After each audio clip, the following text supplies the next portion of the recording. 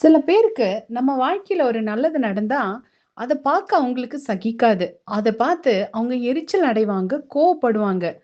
ஆக்சுவலா இது யாரோட குணம் தெரியுமா? இது சத்துருவாகிய சாத்தானோட குணம். சாத்தானுக்கு தான் யாரோட வாழ்க்கையில நல்லது நடந்தாலும் பிடிக்கவே பிடிக்காது. இதுக்கு உதாரணமா வேதத்துல 2 சம்பவங்கள நம்ம பார்க்கலாம். ஒண்ணு பழைய ஏற்பாட்டுல நடந்த சம்பவம், இன்னொன்னு புதிய ஏற்பாட்டுல நடந்த சம்பவம். முதலாவது பழைய ஏற்பாட்டுல நடந்த சம்பவத்த நம்ம பார்க்கலாம். நெகேமியா புஸ்தகத்துல 2வது அதிகாரத்துல 19வது வசனத்த நம்ம வாசிக்கும்போது, இஸ்ரவேல் புத்திரரின் நன்மையை விசாரிக்க ஒருவன் வந்தான் என்பது அவர்களுக்கு மிகவும் விசனமாயிருந்தது அப்படின்னு போட்டிருக்குது. இந்த அவர்கள் யாருங்க? இந்த அவர்கள் 2 பேரும் யாருன்னா, ஓரோனியனான சன்பலாத் அப்படிங்கிற மனுஷனும், அம்மோனியனாகிய தொபியாங்கிற மனுஷனும் தான். இவங்க 2 பேருக்கும் இஸ்ரவேல் புத்திரரோட வாழ்க்கையில நல்லது நடக்கிறது அவங்களுக்கு பிடிக்கல. ஏன்னா, அவங்களுக்கு பின்னாடி செயல்பட்டுட்டு இருந்தது சத்ருவாகிய சாத்தான். அதனால அவங்க என்ன பண்றாங்கன்னா, நெகேமியாவ பார்த்து ஏளனம் செய்றாங்க. எரிச்சல் அடையறாங்க, கோபப்படுறாங்க. அது மாத்திரம் இல்லங்க, அவன ரொம்ப நிந்திக்கிறாங்க, அவமதிக்கிறாங்க. அலங்கத்த கட்டுறேன்னு சொல்லி ஜனங்கள் எல்லாம் ஒத்துழைப்பு கொடுத்து வரும்போது, இந்த ஜனங்களினோட மனசு மடிந்து போகும்படியாக அவங்களுக்கு மனமடி உண்டாகும்படி பேசினார்கள் அப்படின்னு நெகேமியா 4வது அதிகாரத்துல போடப்பட்டிருக்குது.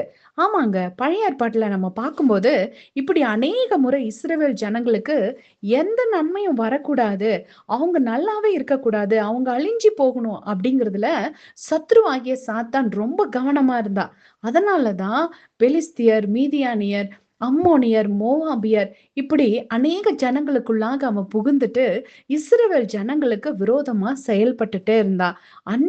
அன்னியிலிருந்து இன்னை வரைக்கும் இஸ்ரவேல் ஜனங்கள் நல்லா இருக்கிறது பிசாசுக்கு பிடிக்கவே பிடிக்காது.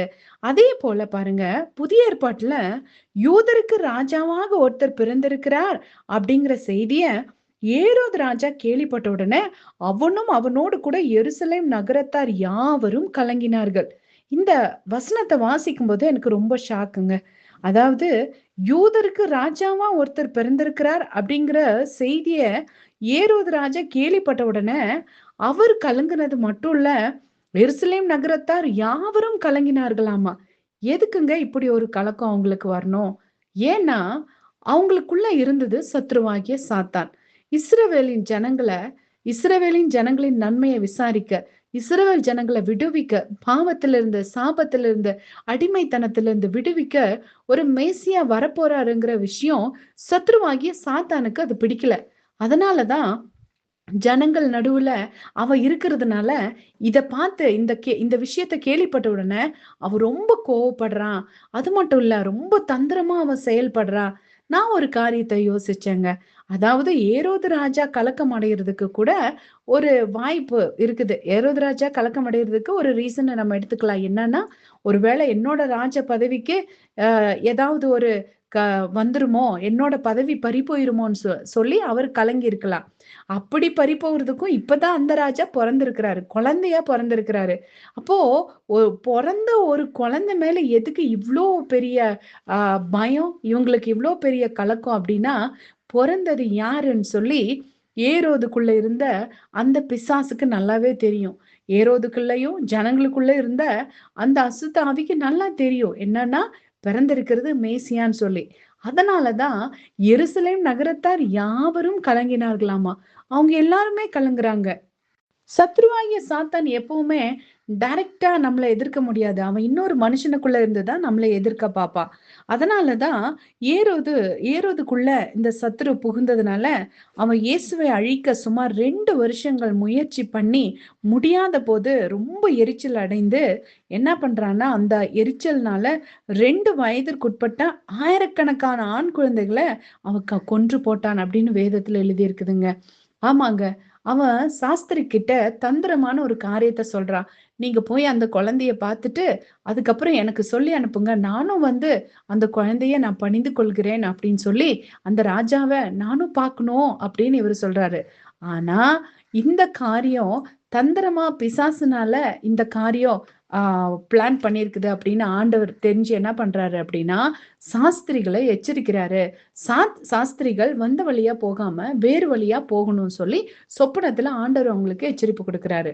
ஆனா இந்த சத்துருனுடைய சதித்திட்டம் என்ன அப்படின்னா, நல்லது ஜனங்களுக்கு நடக்கக்கூடாது அப்படிங்கிறதுனால, அந்த எரிச்சல்னால ஒரே ஒரு ஏசுசாமி உலகத்துல பொறந்திருக்கிற விஷயம் அவன கோபப்பட வச்சதுனால, லட்சக்கணக்கான சின்ன குழந்தைகள, ஆண் குழந்தைகள அவன் கொன்னு போடுறான். கிட்டத்தட்ட 2 வருஷம் தேடி பார்க்கிறான். இந்த 2 வருஷமும் போன சாஸ்திரிகள் திரும்பி வராததுனால, அந்த 2 வருஷத்துக்கு உட்பட்ட அத்தன ஆண் குழந்தைகளையும் அவன் அழிச்சு போடுறான்.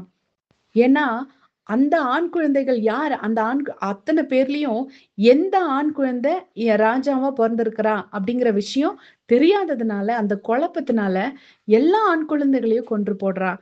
ஆனா ஆண்டவரோட திட்டத்தின்படி, ஆண்டவர் பத்திரமா ஆண்டவர் பொறந்தப்போ, ஏசாமி பொறந்தப்போ, இங்க இருக்கிறது ஆபத்துன்னு சொல்லி ஆண்டவர் யோசேப்புக்கும், மரியாளுக்கும் சொப்பனத்துல தரிசனமாகி, அவங்க எகிப்துல போய் இந்த ஏரோது மரிக்கிற வரைக்கும் அங்க இருந்துட்டாங்க. அதனால ஏசாமி பத்திரமா அங்க வளர்ந்து திரும்பி இங்க வராரு. பாருங்க, எதை நான் சொல்ல வரேன் அப்படின்னா, நம்ம வாழ்க்கையில ஒரு நல்லது நடக்குது அப்படின்னா, பிசாசுக்கு அது பிடிக்கவே பிடிக்காது. நிச்சயமா அடுத்த ஜனங்கள் மூலமா யாரெல்லாம் அவனுக்கு சாதகமா இருக்கிறாங்களோ, அவங்களுக்குள்ள புகுந்து நம்மள எதிர்க்க பார்ப்பான். எப்படி நெகேமியா அலங்கத்த கட்ட வர்றப்போ, சத்ரு அந்த சன்பல்லாத்துக்குள்ள தொபியாக்குள்ள புகுந்து எப்படி ஜனங்களை எதிர்க்க பார்த்தானோ, அதே போல இந்த காலத்திலயும் நடக்குது. அதே மாதிரி ஏசாமி பொறந்தப்போ எப்படி சத்ரு அந்த ஒட்டுமொத்த எருசலேம் நகரத்தாருக்குள்ள புகுந்து அந்த ஏரோதுக்குள்ள புகுந்து ஒரு கலக்கத்தை கொண்டு வந்தானோ, அதே போல இப்பவும் நடக்குது. இன்னைக்கும் கூட நம்ம வாழ்க்கையில நல்லது நடக்கிறது அவனுக்கு பிடிக்கவே பிடிக்காது. ஏன்னா பிசாசோட பிசாசனோட தந்திரமான காரியமே என்னன்னா, ஜனங்களை அழிக்கிறது மட்டும்தான். பிசாசுக்கு ஆண்டவர் பேர் வச்சிருக்கிறாரு. அவன் திருடன்னு சொல்லி. திருட மட்டும் இல்லங்க. அவன் நம்ம வாழ்க்கையில சந்தோஷத்த, சமாதானத்த திருடுறது மாத்திரம் இல்ல. அவன் பொய்யன், பொய்க்கு பிதா, மோசம் போக்குகிறவன். திருடன் திருடவும், கொல்லவும், அழிக்கவும் வருகிறானே அன்றி வேற ஒன்றுக்கும் வரான். அவனுக்கு பிடிச்சது எல்லாமே திருட்டு வேலை, அழிக்கிறது, கொலை பண்றது மட்டும்தான். இன்னைக்கு நிறைய பேரோட வாழ்க்கையில இந்த காரியத்தை மட்டும்தான் பிசாசு செஞ்சுட்டு இருக்கிறான். இன்னைக்கும் ஒரு பையன் மனம் திரும்பி நல்லா வாழ்றா அப்படின்னு சொன்னா, பல மனுஷர்களுக்கு அது பிடிக்கிறது இல்ல. அதே ஆள் குடிச்சு விழுந்துட்டு இருந்தா அதை பத்தி யாருமே கேட்கறது இல்ல. நீங்க வேதத்துல பார்த்திருக்கீங்களா? ஒரு பைத்தியக்கார மாதிரி ஒருத்த குடிச்சு அவனோட குடும்பத்தை விட்டு வெளியே போய் கல்லறையில தன்னைத்தானே காயப்படுத்தி தன்னைத்தானே கீறிக்கிட்டு உட்கார்ந்து இருந்தப்போ யாருமே எதுவுமே கேட்கல. அவன் நல்லா ஆண்டவரை சந்திச்சு அவன் குணமானதுக்கு அப்புறம் அவன் சர்ச்சில் வந்து நல்ல ட்ரெஸ் போட்டு உட்கார்ந்து இருந்தா அவனை ஒரு மாதிரி பாக்குறாங்க. இன்னைக்கு அப்படிதாங்க. ஒரு குடும்பத்துல சமாதானம் இல்லாம, சந்தோஷம் இல்லாம, நிறைய பேர் குடிச்சிட்டு குடும்பத்தை கவனிக்காம ரோட்ல அலைஞ்சிட்டு இருந்தா, அதை பார்த்துட்டு கிண்டல் பண்ணி கேலி பண்ணிட்டு போயிருவாங்க. ஆனா அதே ஆள் மனம் திரும்பி சர்ச்சுக்கு போய் உட்கார்ந்தா அவங்களால பொறுத்துக்கவே முடியாது. கேள்வி மேல கேள்வி கேட்பாங்க. அவங்கள பார்த்தா கோவப்படுவாங்க, எரிச்சல் அடைவாங்க. இந்த மாதிரி உங்களை சுத்தி எப்பவாவது நடந்திருக்குதா? அப்படி நடந்திருந்தா அது ஏற்கனவே வேதத்துல நடந்த காரியம் தாங்க. நம்ம வாழ்க்கையில ஒன்றும் அதிசயம் நடக்கல. ஏன்னா அந்த காலத்துல இருந்து இந்த காலம் வரைக்கும் நம்ம வாழ்க்கையில ஒரு நல்லது நடக்குது அப்படின்னா, ஒண்ணு அது சத்ருவாகிய சாத்தானுக்கு பிடிக்காது. இன்னொன்னு சாத்தானோட குணாதிசயத்தோடு யாரெல்லாம் சுத்திட்டு இருக்காங்களோ அவங்களுக்கு பிடிக்கவே பிடிக்காது. அதனால ஜனங்களை பத்தி நம்ம கவலைப்படக்கூடாது. ஆண்டவர் நமக்கு என்ன காரியத்தை கற்றுக் கொடுத்திருக்கிறாரோ ஆண்டவரோட வழியில நடக்க நம்ம முயற்சி பண்ணணும். சில நேரங்கள்ல நெகேமியா போல நல்லது செய்யணும் அப்படின்னு நம்ம நினைக்கிறப்போ நமக்கு விரோதமா ஆட்கள் எழும்புவாங்க. நம்ம எப்படி நெகேமியா அலங்கத்தை கட்ட முடியாதபடி அவனை நிந்தித்து அவமானம் பண்ணி ஜனங்கள் மனமடி உண்டாகும்படி பேசினாங்களோ அதே போலதான் இன்னைக்கும் நடக்குது. அப்படி இருந்தாலும் அதை எல்லாத்தையும் தாண்டி அலங்கத்தை அவங்க வெற்றிகரமா கட்டி முடிச்சாங்க.